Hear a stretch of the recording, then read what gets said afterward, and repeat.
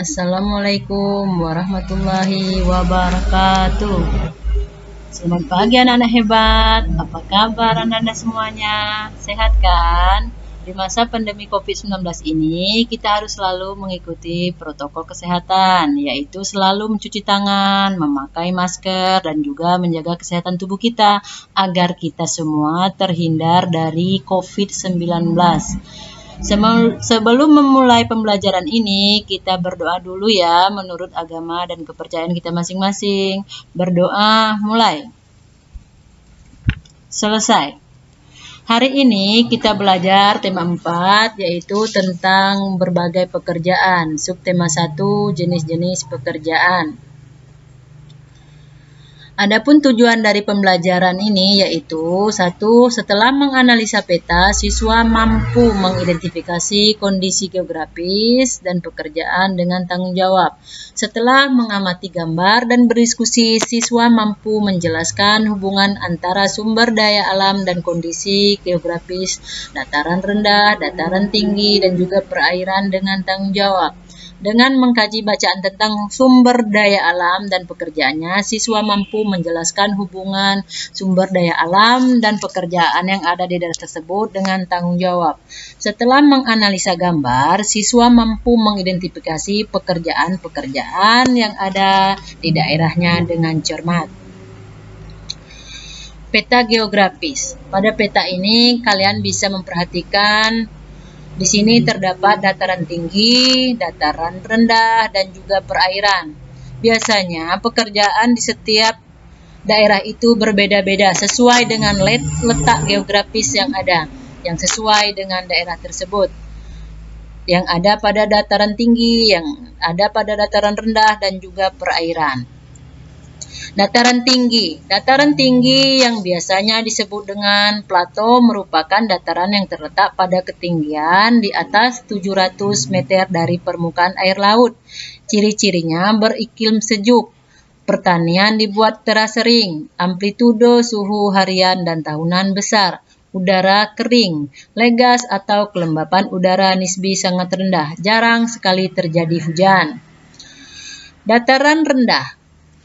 Pengertian dataran rendah adalah suatu hamparan tanah lapang dan ketinggian relatif rendah, yaitu lebih dari 200 meter di atas permukaan air laut. Ciri-cirinya berdekatan dengan daerah pantai dan hilir sungai. Dataran rendah memiliki curah hujan yang cukup tinggi.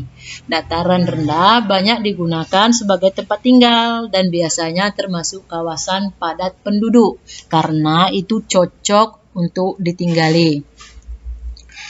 Daerah perairan dan pantai. Daerah perairan dan pantai dapat dimanfaatkan potensi air lautnya untuk budidaya ikan bandeng dan lain-lain, rumput laut. Sementara pengelolaan ikan laut menjadi ikan asin, ikan asap. Laut lepas juga dimanfaatkan untuk tambang minyak bumi yang sering kalian lihat. Nah, kalian bisa mengidentifikasi daerah kita ini terdapat di perairan, dataran tinggi, atau dataran rendah. Kalian juga bisa melihat pekerjaan apa yang sering kalian lihat di daerah tersebut. Nah, menurut kalian perhatikan gambar di atas ini. Menurutmu pekerjaan apa saja yang ada pada gambar? Pekerjaan apa saja yang ada di daerah sekitarmu? Kalian bisa melihat. Kalian tinggal di mana? Di dataran tinggi atau dataran rendah? Atau juga perairan?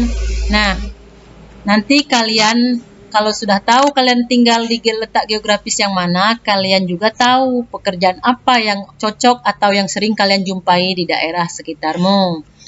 Nah, pada gambar, perhatikan pekerjaan apa itu yang ada pada gambar. Biasanya pekerjaan ini yang sering kalian lihat di daerah pantai, seperti daerah yang kita tinggali ini. Kita sering melihat pekerjaan ini. Nah, sekarang kita membaca, yaitu cara membuat ikan asin yang sering kita jumpai di daerah kita ini. Pertama, siapkan ikan yang akan dibikin ikan asin. Terus, ikan-ikan dikumpulkan dalam satu wadah. Langkah yang ketiga, ikan ditaburi atau direndam dalam larutan garam pekat.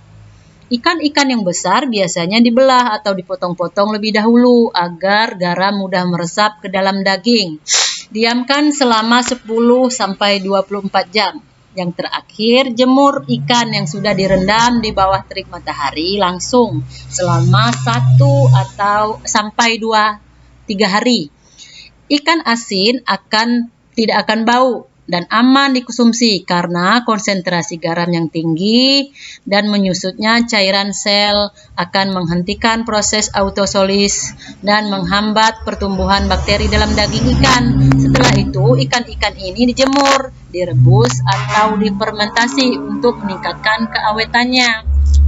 Nah, sekarang tugas individu kalian berdasarkan bacaan itu, tuliskan kembali proses pengolahan ikan asin di buku tulismu. Nanti kalian kirim ke WA, kalian kirim ke ibu. Nah, untuk selanjutnya kalian bisa mengerjakan tugas dalam bentuk LKPD yang ibu kirim lewat WA. Setelah itu kalian kirim lagi kembali kepada ibu 3 jam setelah pembelajaran ini di WA pribadi, jangan di WA grup ya. Nah, sekarang kalian selamat bekerja. Demikian pembelajaran hari ini, anak-anak semangat ya. Kesimpulan pembelajaran hari ini adalah pekerjaan yang ada di lingkungan kita biasanya sesuai dengan letak geografis yang ada. Misalnya di daerah kita ini terdapat daerah pantai atau perairan, maka pekerjaan yang banyak terdapat di sini yaitu nelayan. Tugas yang ibu kirimkan itu ibu tunggu 3 jam setelah pembelajaran ini. Demikian, wassalamualaikum warahmatullahi wabarakatuh.